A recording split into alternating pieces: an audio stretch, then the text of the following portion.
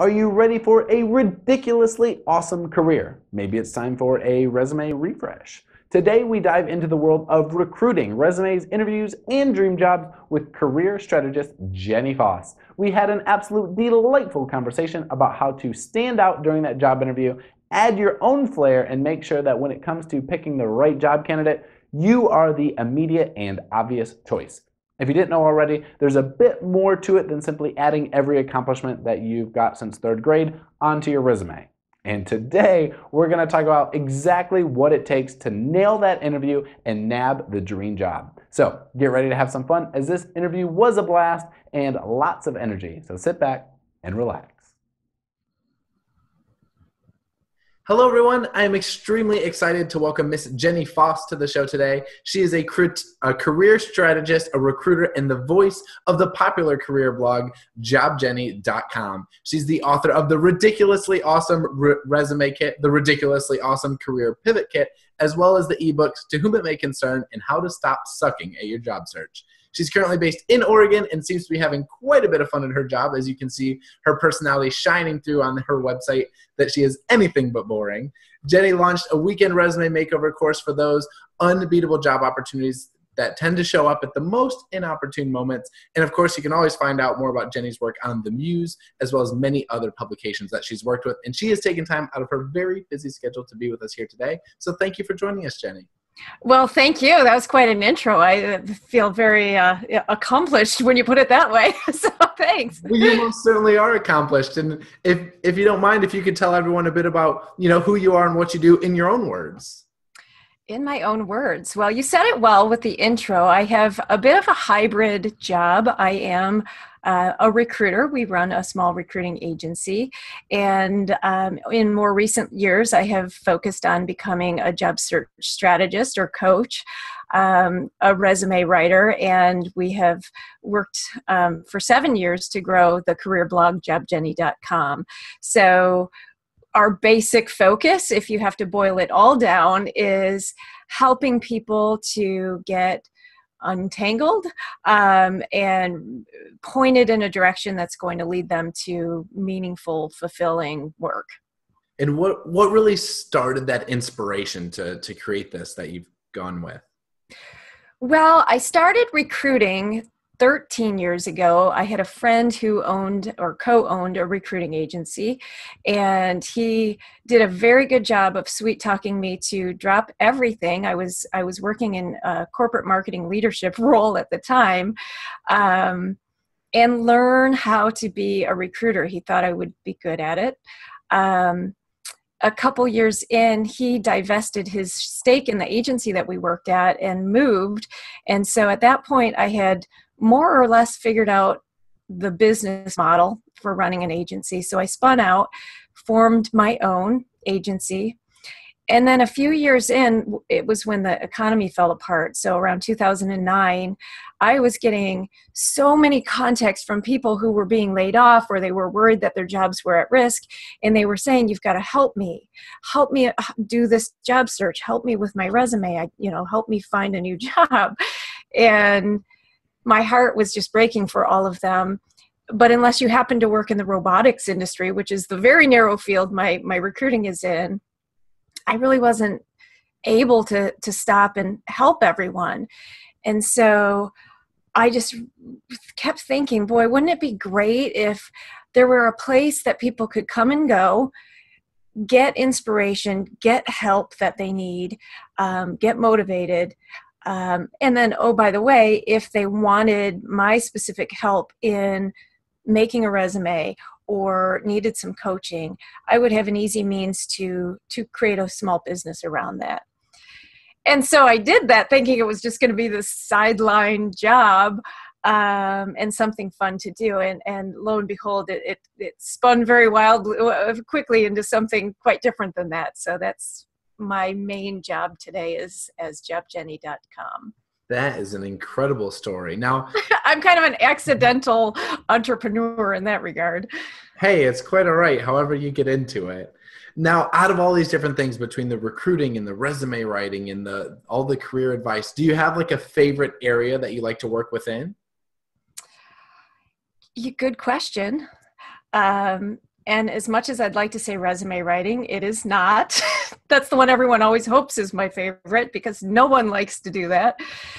I really love the part that comes before the paperwork, and that is taking somebody who is all balled up and looking at this thing that's not working for them in one big clump in a way that feels very overwhelming or confusing, and helping them pull the strings out, lay it all out there, and then put the pieces together in a way that will feel less overwhelming, creating kind of a sequential path that they can take and lead them out of where they are today, whether that's hating their job or unemployed or trying to get to the next level.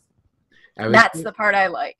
And I was literally just given that advice earlier today where sometimes you think everything is crazy and it's a big ball, but you've got to start at making one decision and then the next and going from there. And to be able to help during that is so incredible for someone who's in that position. Yeah, it feels horrible when you're looking at it all at once because you're not even sure what to focus on first and what sequence to take it in. And so a lot of people tend to do nothing. They're like, it's too big. I don't want to deal with that. So you're right. Figuring out the first steps and starting to move forward is often exactly what it takes because it starts to have the snowball effect. People start having little successes, feeling like this is doable and dare I say fun. So they want to keep going. It's not fun for everyone, but certainly survivable. Now, in terms of success stories, do you have any, favorite clients or favorite light bulb moments where someone just took off and ran with it and did wonderfully? Interestingly, I ran into one last night at an event, and he is originally from Texas and moved here, which I'm in Portland, Oregon, had been working very diligently to transition his life to the Pacific Northwest and work in IT. And I hadn't seen him, I don't think, in maybe a year or two, or I actually never saw him because he was in Texas when we worked together. So me seeing him was just like you and I are here today on Skype. And he came up and introduced himself and said, here I am. I made it to Portland. We're loving it here, telling me what he's doing work-wise. And he just got bold. He and his wife got bold and made the move and did it in a strategic way. But that's my most recent favorite tale. But boy, I've got some great stories of people who either moved forward, however they defined forward, right, in their career. So sometimes I landed this great manager job that I didn't know how to get to that level, or it's people who have made dramatic shifts in what they do for a living and successfully. Now, in your opinion, what would you say are the top 2 or 3 skills that are really needed to separate yourself from the pack in today's workforce? Number one is willingness to reach out, ask for support, ask curious questions, and be genuinely interested in the answers when they come back. Really, so many people are terrified of picking up the phone or going to an event and asking questions and introducing themselves. And so much of what happens in decision making when it comes to hiring begins with relationship. It doesn't begin with, this resume came through the blind mailbox, let's take a look. I'm not saying that doesn't happen that way, but you're going to put your best foot forward, absolutely, if number one, you prioritize being bold and curious and out there. And then the second thing I think I would recommend is understanding that when you are making a career transition or a job change, that everything you're doing is a marketing campaign. And so how are you going to market yourself?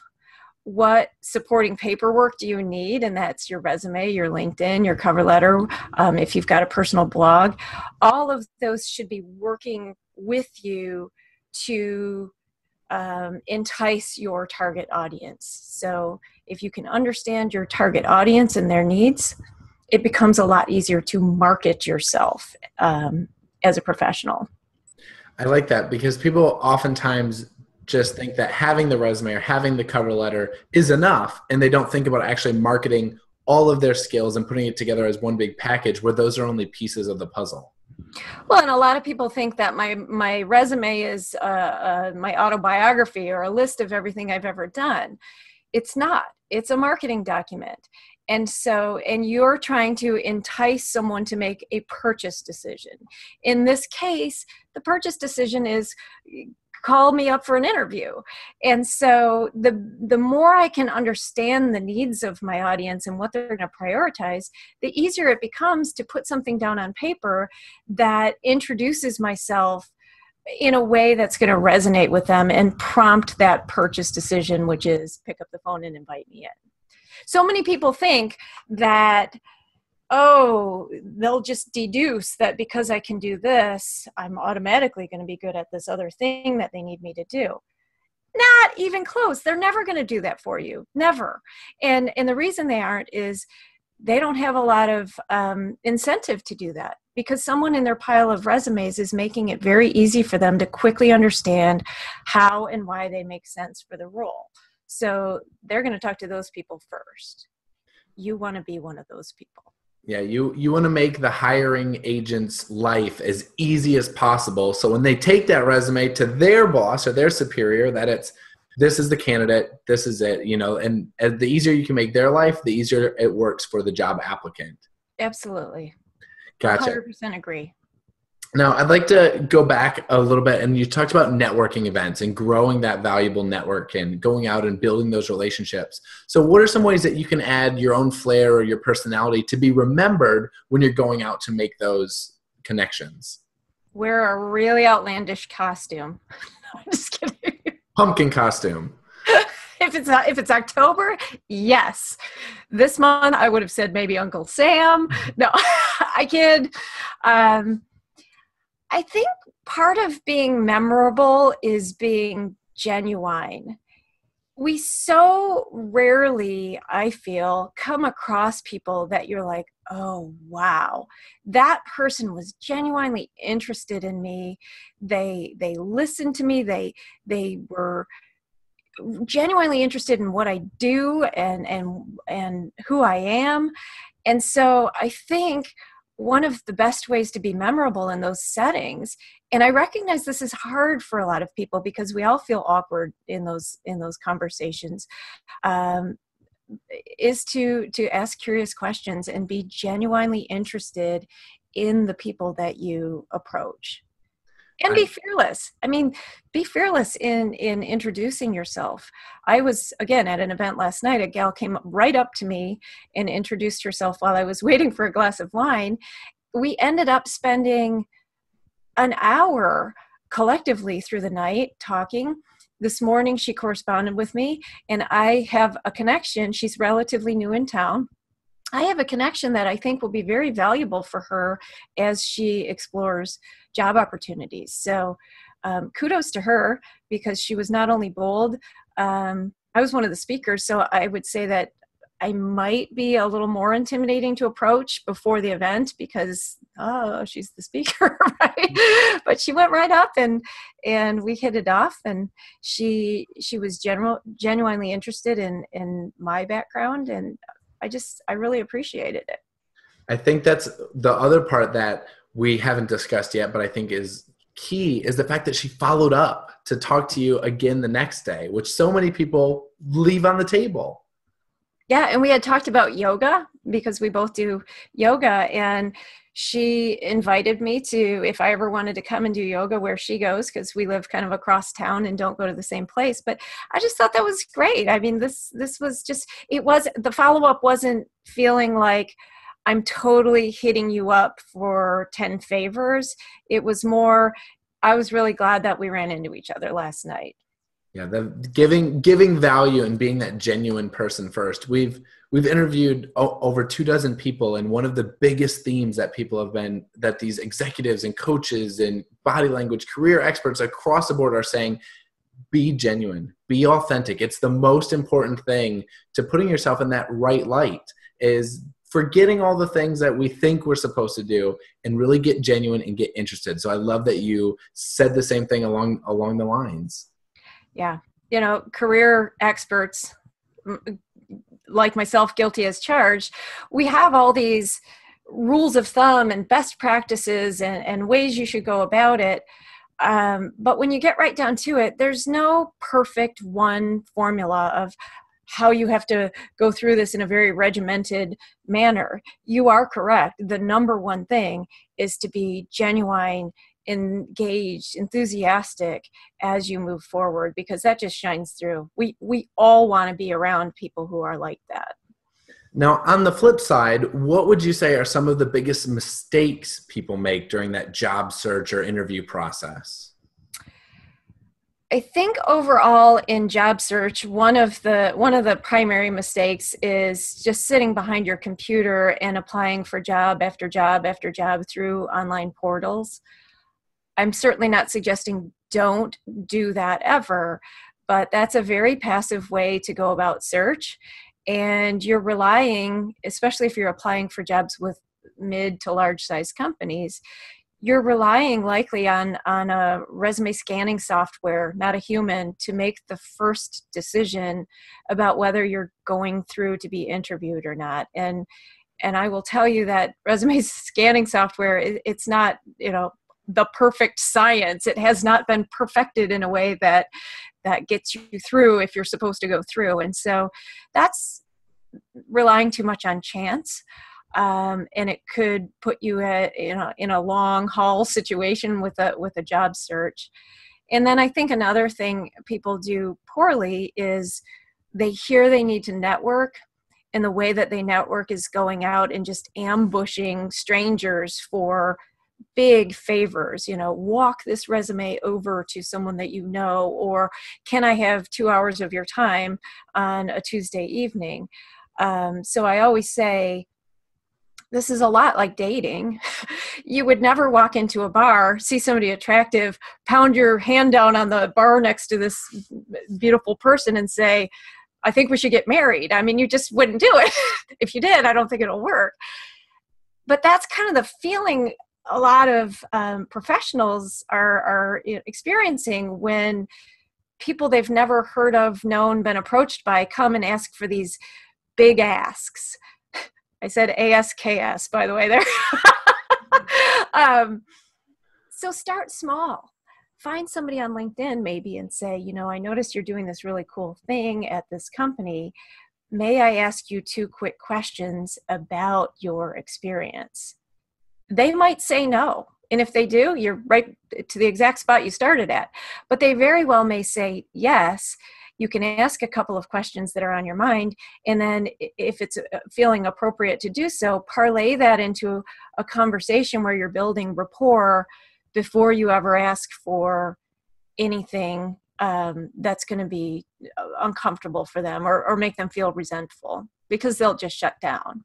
That's it. So that's another big mistake I think people make, is very awkward networking. Yeah, those relationships are so important. And so let's say that someone has gone through, the resume process and they've been selected for an interview. And during that one-on-one time, what are some of the ways that they can come into that meeting prepared to make sure that they're standing out more than every other candidate?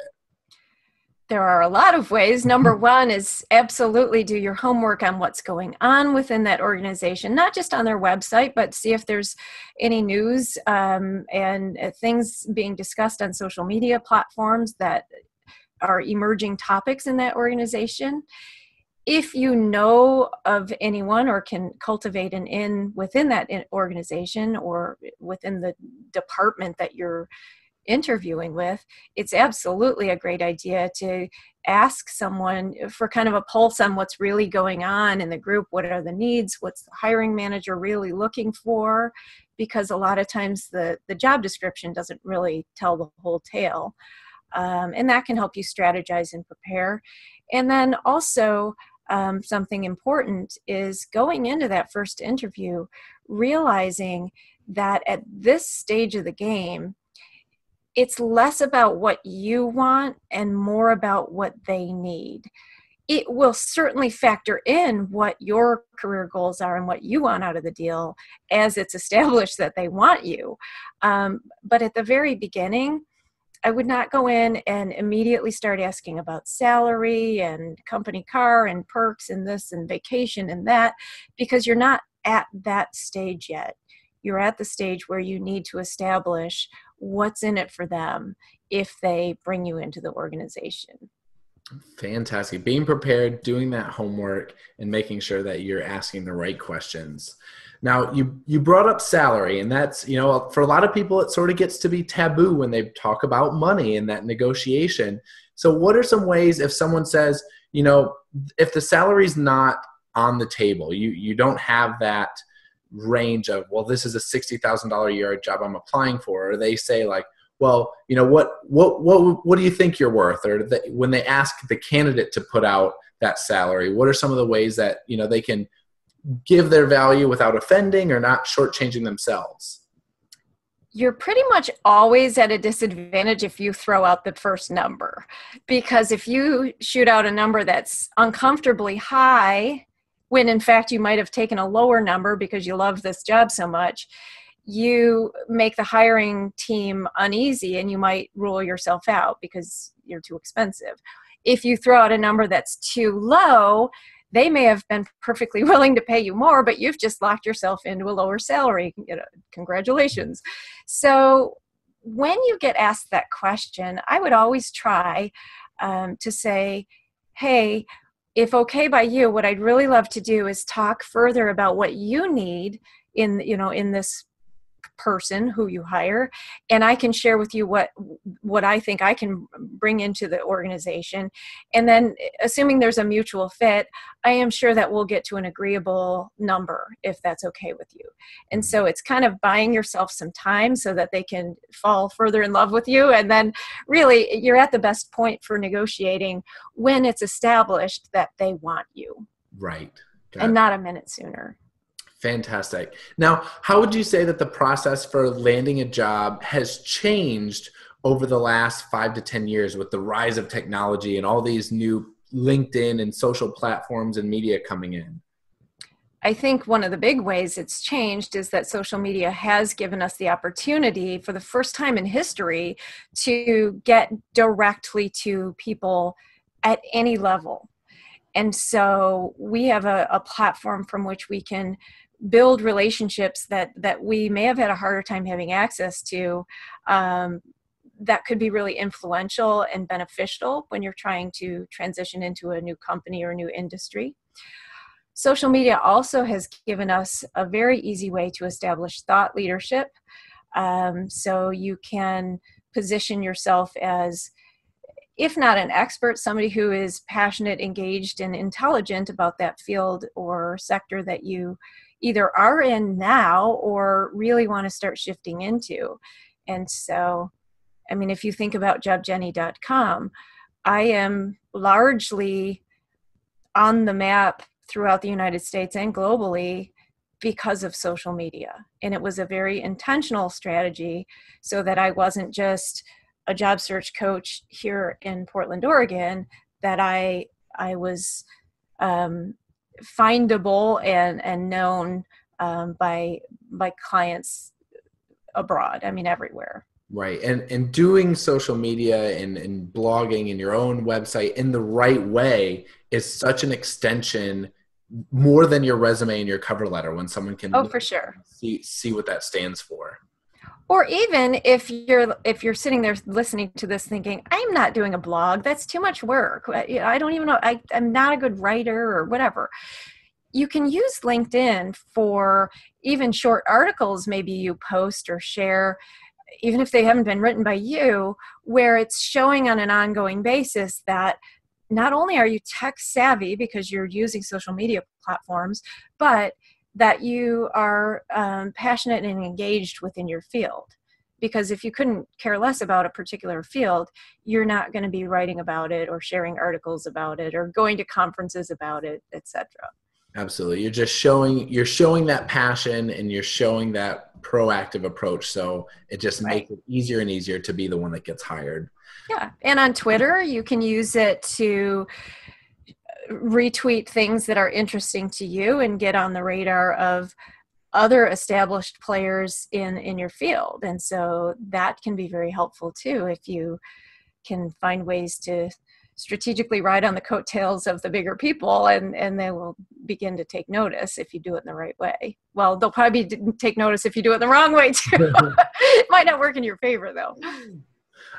So that has been awesome. I'd like to transition to a little bit about you, and if you could share maybe some of the projects that you're working on or what's coming in the pipeline in the Job Jenny world. Well, we have recently turned our services back on. We were down for a while earlier this year because not only did we have a big influx of orders that really taxed the system earlier in the year, but I was diagnosed with an eye problem that significantly limited my screen time for a few months, which was really a little challenging when you consider I spend 12 plus hours a day at a computer. So we're back doing our services. We've also begun plans to take our online course, which is called Weekend Resume Makeover, into a live event. So we hope by fall or at the latest winter to pilot the live course. To try and make it a little bit more personal and one-on-one with people who that would be meaningful for. And then I am co-producing an online career conference, which will come out this fall, that is geared toward career pivoters. So we've gathered up a bunch of quote-unquote career experts who have expertise in both people making corporate pivots and people pivoting into entrepreneurship. So we have been kind of headfirst in that for the last several weeks, and that will be coming out in September. That's exciting. Now, if someone wants to find out about all this and some of the resources that I know you offer, what's the best way for them to find that information or get in touch with you? Certainly just head over to jobjenny.com.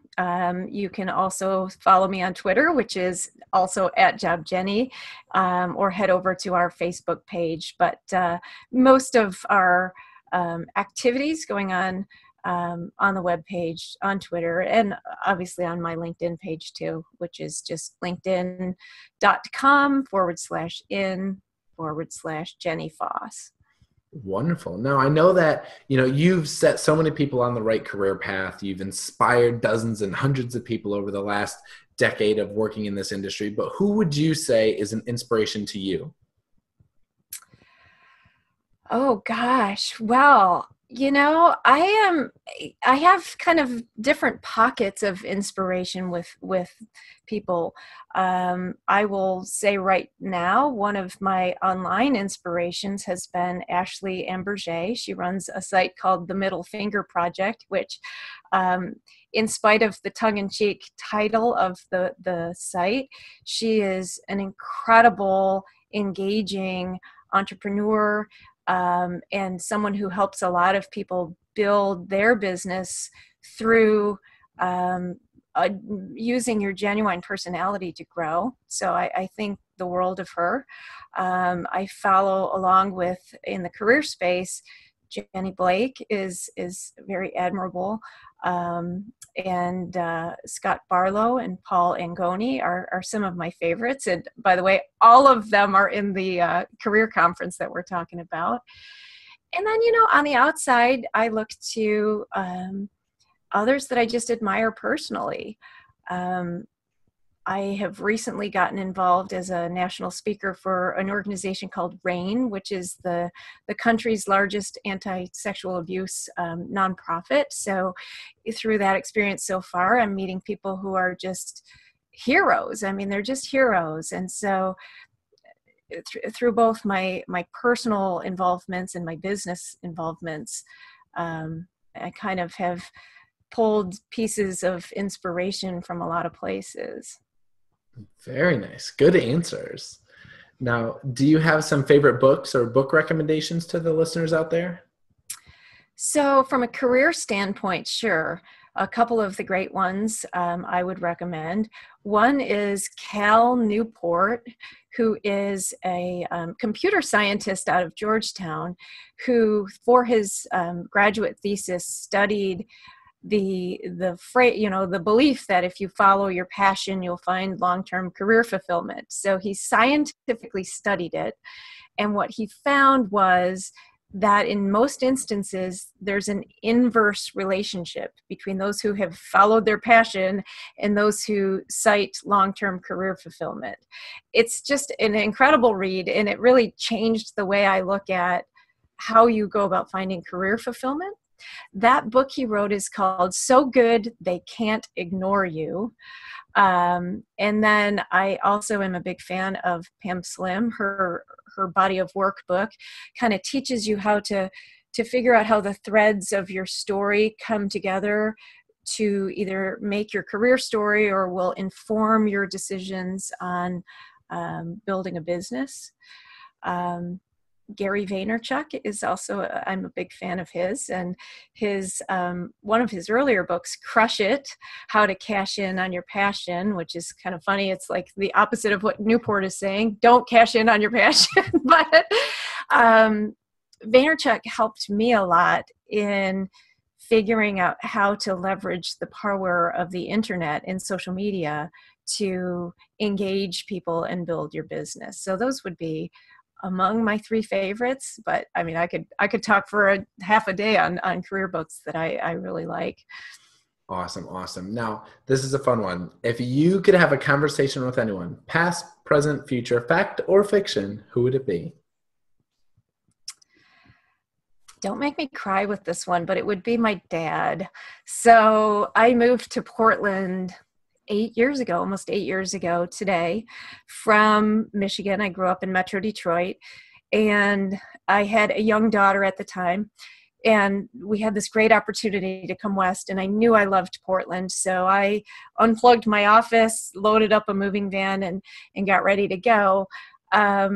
It really broke my dad's heart. He was very close to me, but certainly he just absolutely loved my daughter, who was 3 at the time. And he was upset when we moved, and we went back to visit about a month later. And I didn't know it was the last time I was going to see my dad. And so I'm not going to do it. So we flew back to Portland after the visit, and the visit was really good. It was a very kind of calming the waters kind of visit, because I knew he was super disappointed. And it wasn't hours after we landed in Portland that my sister called and said, you need to hurry up and come home. It's Dad.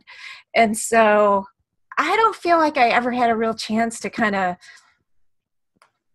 I don't know, just talk to him about a lot of life and career stuff. I think he would be really proud to see what became of what I'm doing since then. And so, I mean, it may sound cliche, but I would just love to sit down with my dad again and have that chance that I thought I'd have plenty of chance to, and I didn't, unfortunately. I don't think that's a cliche one bit. And it has been surprising, out of so many people that we've interviewed, different family members that people would want to talk to more than the movie stars and the famous people. And I think it pays testament to how important family and those loved ones around you can be in your life, and how we need to value them, how they are, and that they're in our lives at the moment.